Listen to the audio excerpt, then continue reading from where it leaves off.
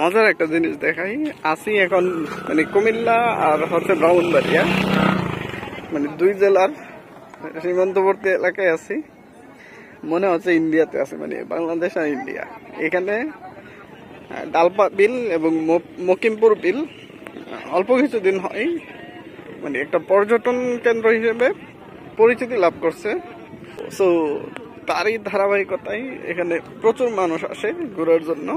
আর দুই গ্রামের মানে দুই গ্রাম হওয়াতে দুই গ্রামের লোকজন এখানে দ্বন্দ্ব লাগছে, তার কারণে ওই পাশের লোকজন এখানে ব্রিজের মধ্যে বেড়া দিয়ে দিছে যাতে ওই পাশের লোকজন না যাইতে পারে। মনে হচ্ছে ইন্ডিয়া বাংলাদেশের বর্ডার।